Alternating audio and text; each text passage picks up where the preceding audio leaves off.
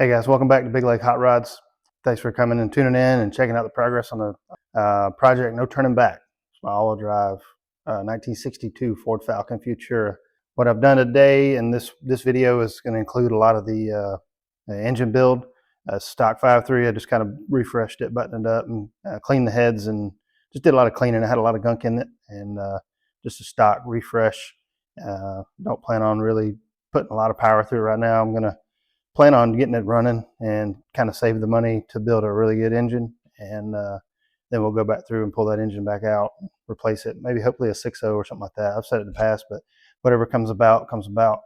I do plan on a power adder in the future, so I need to have a robust engine and be able to handle that abuse that I plan on putting through the skinny pedal. So gonna have some fun with it, and I'm gonna drive the shit out of it. So also in this video, just gonna start focusing on some body work. There's quite a bit of body work that's got to be done to the car, and just checking, gapping the panels and making sure they're nice and tight and just look crisp. I want good lines on the car and nice and straight. There's a lot of work in filling holes and make sure those things come out straight. But we'll get the camera turned around here, and we'll go through and explain what's going on. I also pulled the engine out of hiding. It's just a 5.3 truck block. I'm going to run it for a while and until I hold out. Try to find a 6.0 and build that, put some money into it. This is just going to be stock refresh. I'm going to pull the bearings and main caps and check those, kind of eyeball the internals and just do it once over. I pulled the valve cover yesterday. It was pretty clean inside, and all these accessory drives will be gone. AC pump and all that won't be used, and just get it degreased and cleaned and get it in the car. It should run. It had it spun over and no visible damage on the pistons inside. I'm going to do a compression check, and that will confirm that it's in good shape. And we're going to clean it up, like I said, and send it. So let's get to it. While I'm trying to film a YouTube channel or a video for the YouTube channel, you forget to turn the camera on and even set it up before you tear the engine down. So I just kind of got a little excited and ahead of myself and just went to town with it. Pulled the pan, checked it, and there was zero glitter, no debris. A little bitty tiny bit of sludge in the very bottom of the pan. Other than that, it was great, and I'm really happy with that. You can even still see some of the scoring as far as the hatching goes on the cylinder walls. A little bit of debris on top of the pistons. Other than that, man, this thing's in good shape. I'm really happy with the engine choice here. It's gonna need a timing chain, regasket, and obviously I'll clean the outside of it, just general stuff to put it back together. And I'm just going to run it the way it is. Waiting on 2 pieces for the fuel system. I'm going to go ahead and try to start playing around with that, and we'll get that in place as well. But just wanted to show that we've got the engine torn down. I got the head sitting over here. They're a little crusty on the valves. Just a little cleanup will do. And obviously I had a pretty good oil leak on this side. It's just coated. And I've got one little bitty bolt that's broke. This is notorious that, millions of people have done this.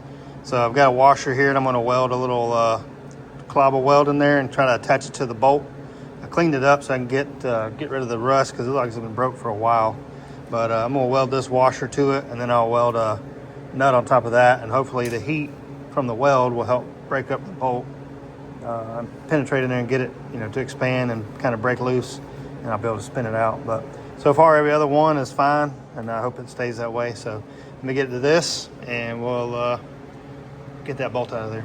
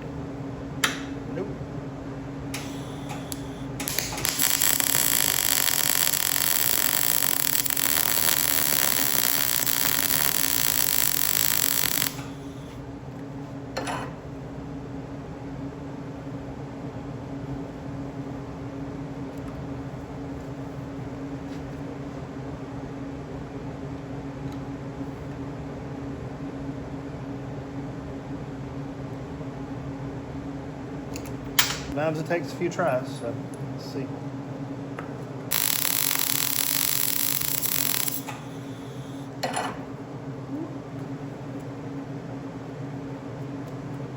Probably not a good idea. Grab that with my rubber glove finger. That's all right. I like it. No damage to the thread. I don't have to drill it. So I've got the front pump cover, the oil pump, the timing set. I've got all that. I've got the knock sensors. I need the head gasket kit that I've got. It included head bolts and stuff of that nature. I did get a harmonic balancer bolt with the oil pump kit, which was great because now I don't have to buy it separately. Yeah, the engine block cleaned up. I've got it torn down over here. I'll get it degreased and just really nice and clean. I want to paint it, and you can't paint an engine block that greasy. So I got to do something. I've got a torch. I may try to heat it up and try to bake some of the oil out of it. I don't know how good that'll work. Pull the oil pan off of it as well, clean that up, clean the valley cover, clean the heads, just degrease everything, and do a good scrubbing, and we'll start reassembly.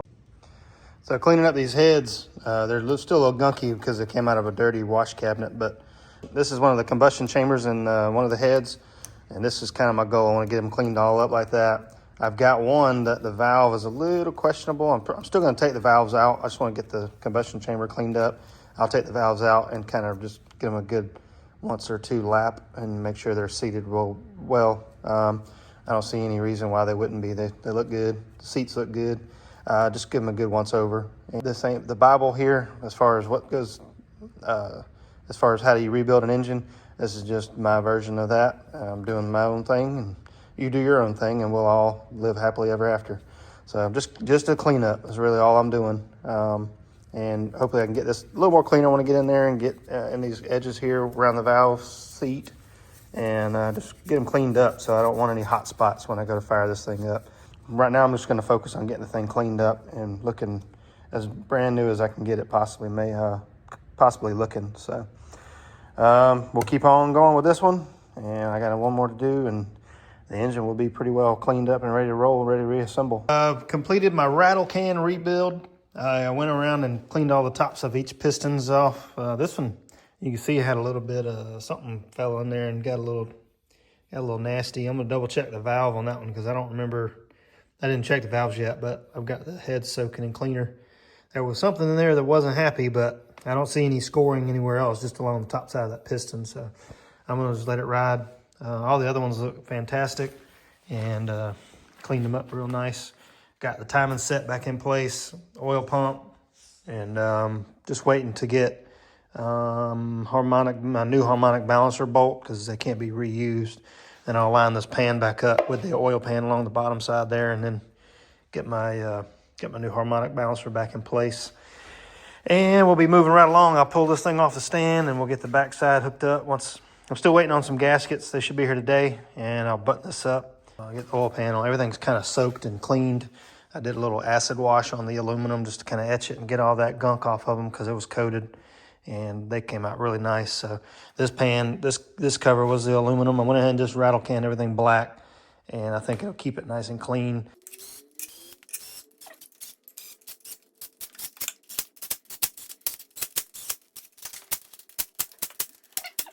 All right, so I ran into a little issue here with my head bolts. These are the original head bolts, and these are the head bolts that came in this kit. Well, they're a little short. An inch and a half or so. So I'm gonna have to buy some head bolts separate because this was a one big old kit, which is actually downside to buying a kit. Better make sure everything's right before you start using half of it. So it's kind of on my fault there too, so it is what it is. I don't know what's going on here.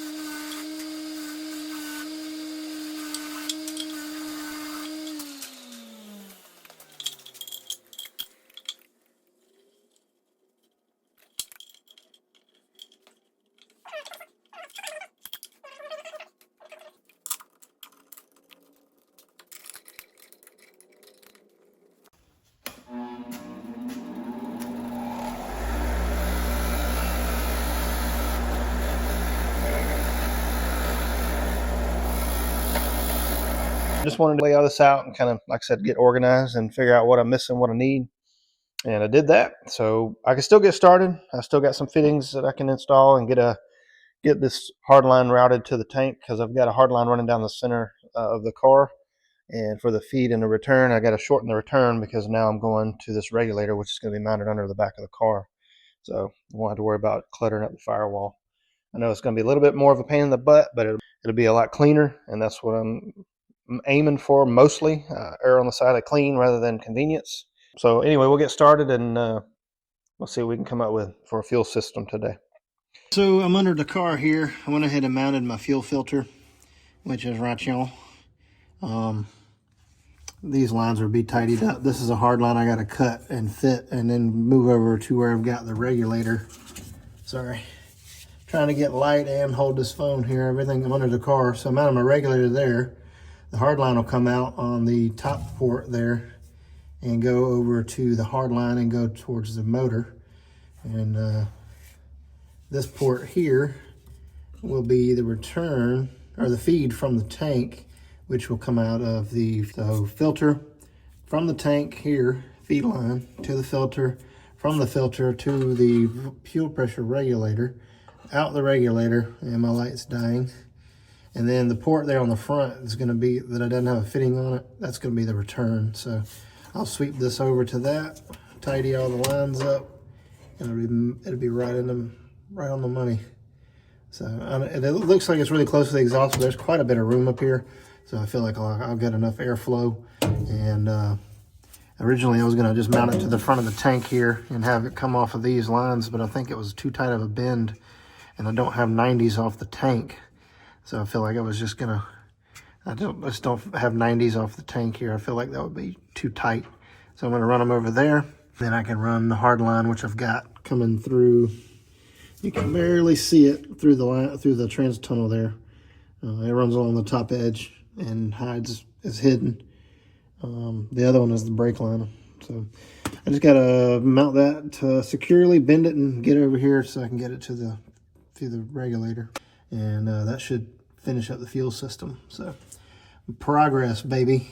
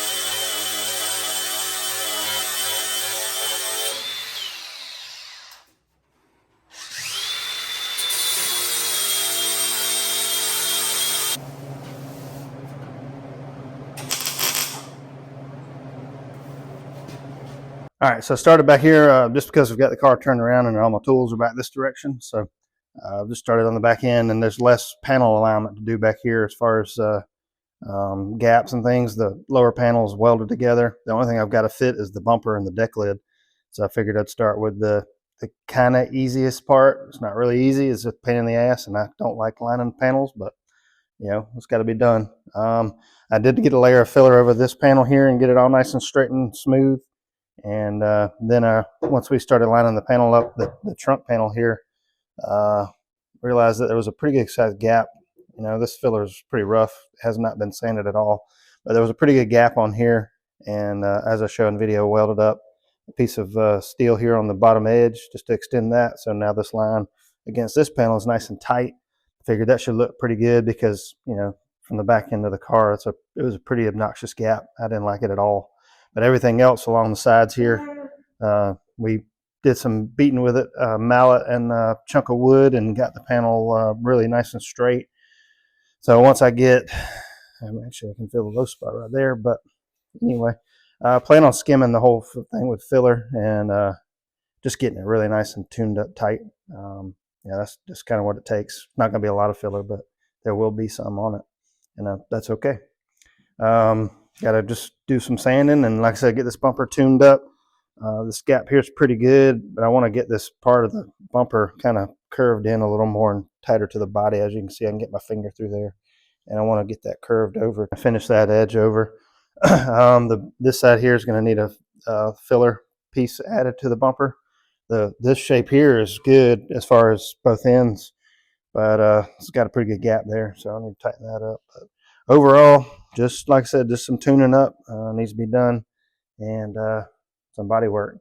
So we also started on some wiring, which is tough to film because I'm just soldering a bunch of wires. So that's getting some progress made on it as well, just tightening up some loose ends, literally, and making some progress on it. So we'll get this sanded down and try to focus on some body work today, and get this back end kind of starting to get it wrapped up. It's really close. So I've got a goal in mind, and I hope I can make it. It's going to be really tough with my work schedule, but it is what it is. It's a project, so if it happens, it happens. If it doesn't, it doesn't. So we'll just keep on plugging away at it. And we also came and made a harness for the gauge cluster here. I wanted it to be serviceable, so I can pull the panel out and pull to me a little bit before I get to the plug, so I can unplug it as a unit and pull that out. Whether it be get to the brakes or just getting to anything under the dash, you want to get this out of your way and get it to where you can service it. So that's the gauge panel there, and I got the little plug here tied into the back for the speedometer calibration. So just some, like I said, got some schematics and wiring, and this just really bogs you down with the wiring, but it's a little detail that has to be done, obviously, to make car run. So little by little, we'll get there. Thanks for watching Big Leg Hot Rods. I appreciate you checking it out and tuning in. Like, share, subscribe, and comment, do all those things, and we'll catch you next time.